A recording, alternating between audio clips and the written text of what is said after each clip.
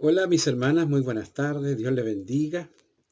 Hoy es 30 de julio y ustedes me invitaron para compartir la palabra de Dios hoy día con ustedes, lo que me alegra mucho también.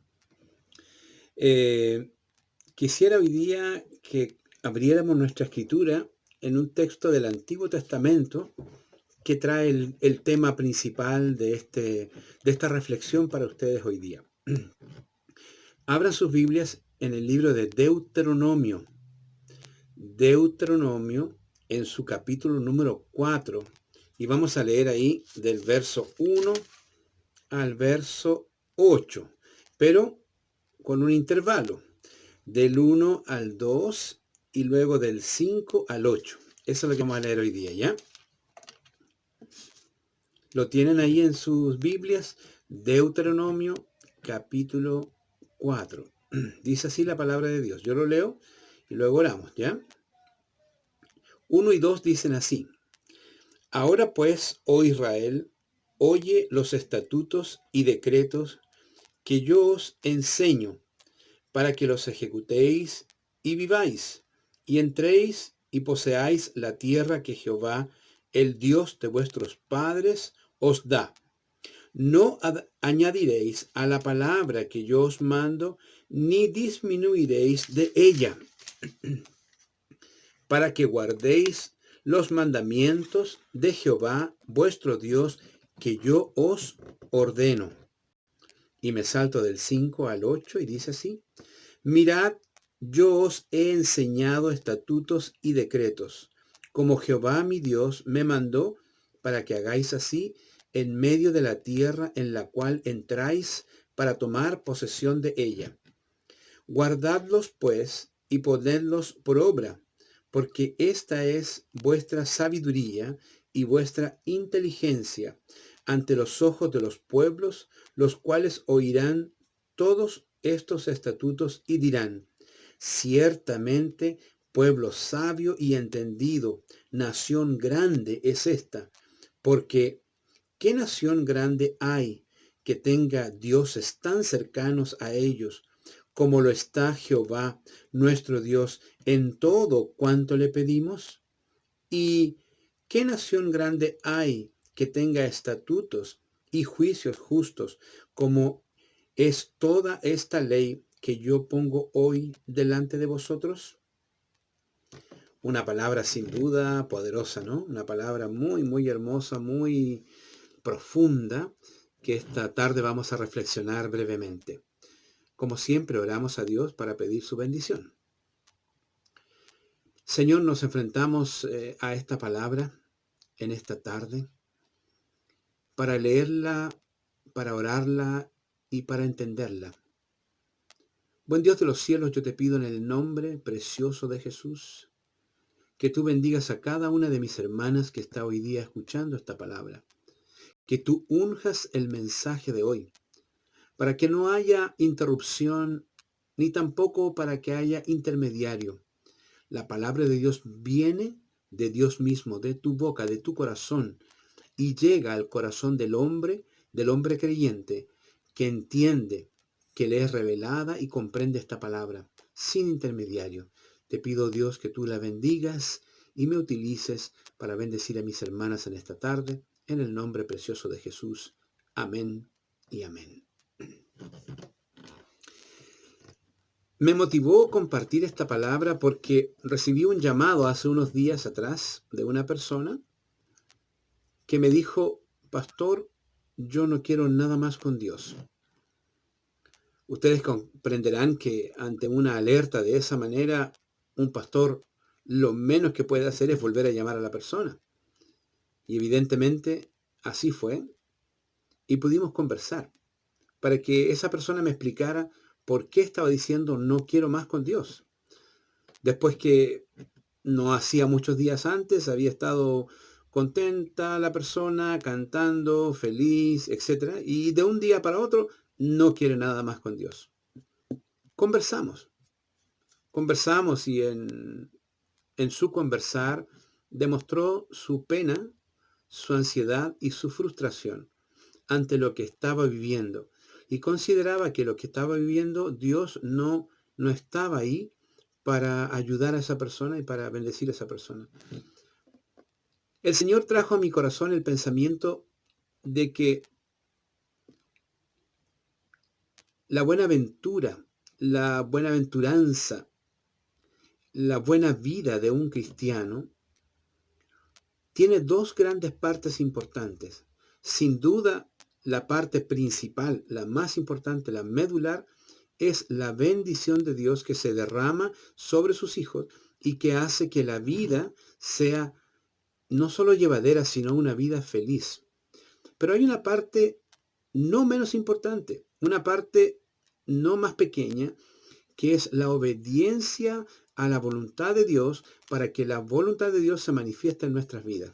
Volviendo a esta persona, yo le dije, mira, no podemos culpar a Dios de las cosas que ocurren.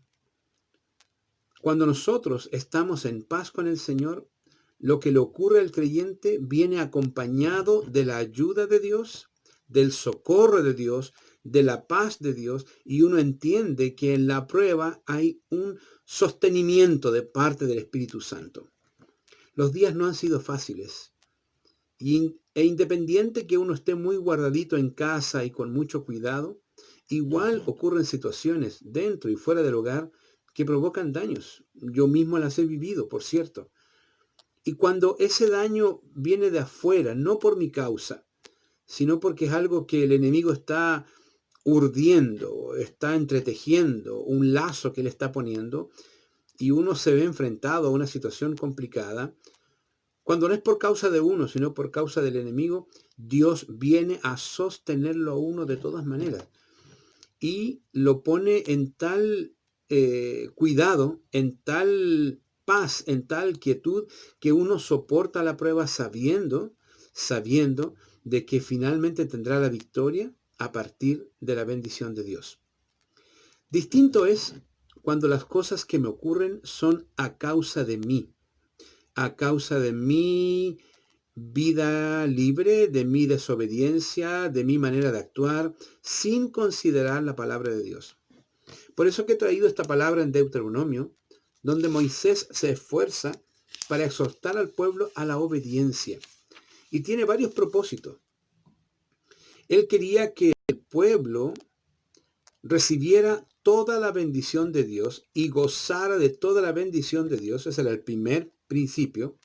Y el segundo principio es que la gente que viera al pueblo pudiera acercarse a Dios a partir del testimonio de ellos.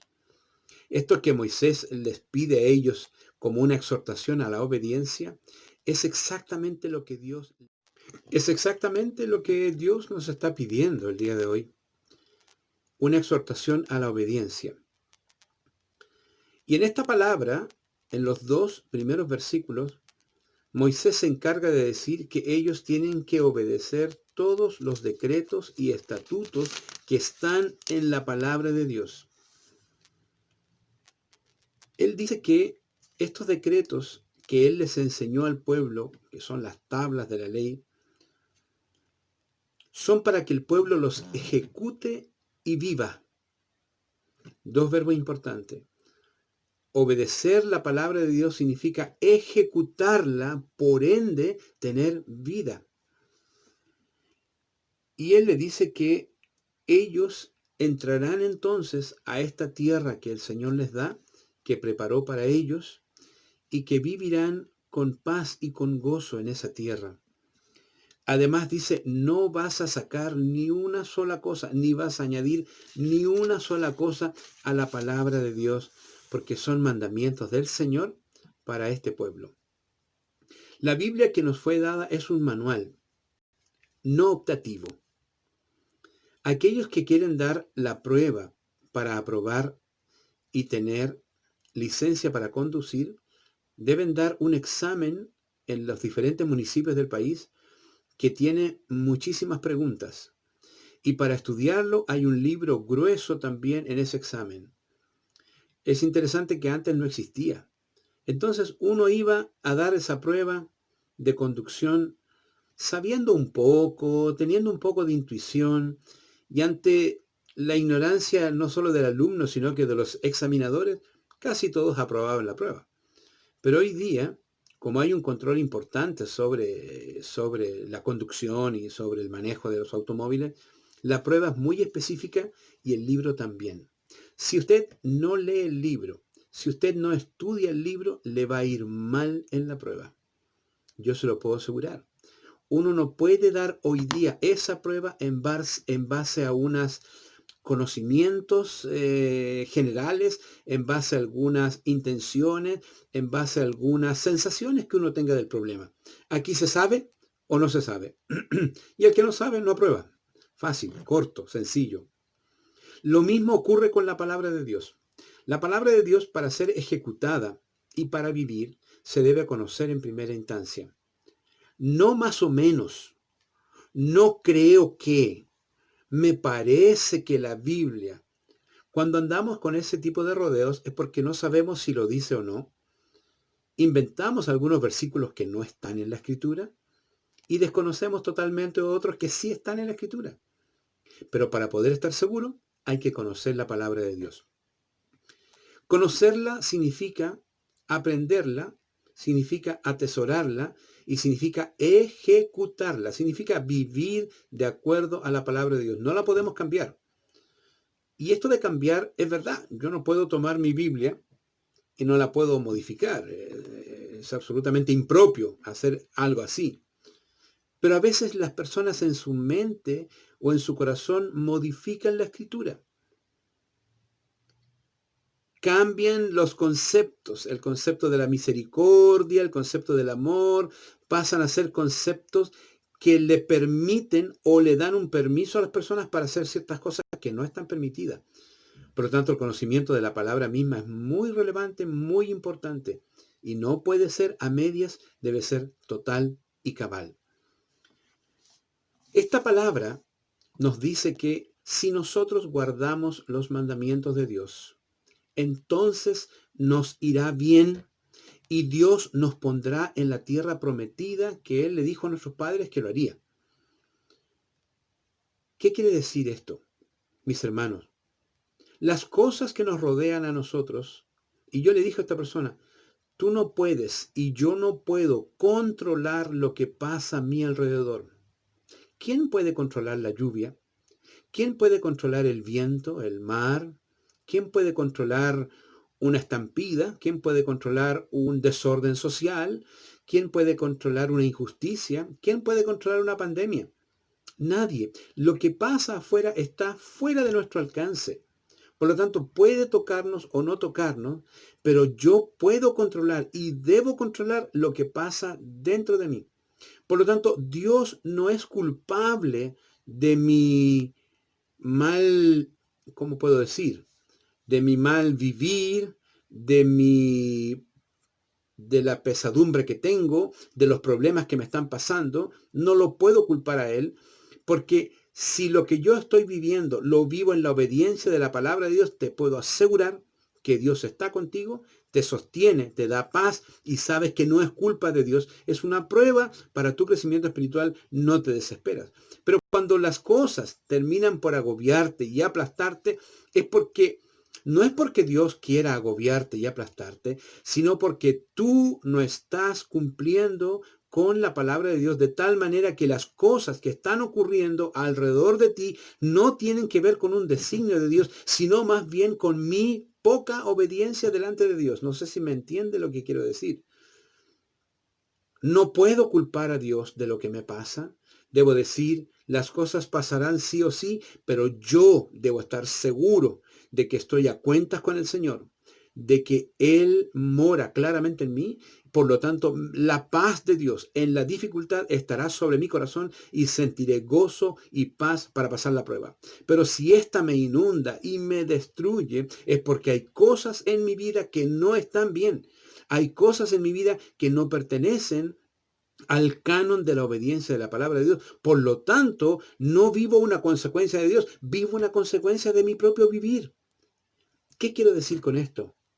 Primero, asegurémonos de estar en el Señor, asegurémonos de estar en su palabra y de cumplir cabalmente todos los estatutos y todos los decretos que Dios nos manda que cumplamos, de tal manera que sepamos que la bendición de Dios está con nosotros y que estaremos en una tierra fértil que Él nos da, estaremos en un ambiente que el Señor nos regala por misericordia y que en base a eso disfrutaremos de su presencia. Cosas van a pasar, va a llover, va a temblar, va a haber pestes, habrá enfermedad y habrá muerte, habrá problemas económicos, habrá hambre, habrá tiempos buenos, pero no dependen de nosotros. Debemos controlar aquello que depende de nosotros para pasar la prueba con gozo. Por lo tanto, hoy día, mis hermanos, yo le llamaría a esto responsabilidad compartida.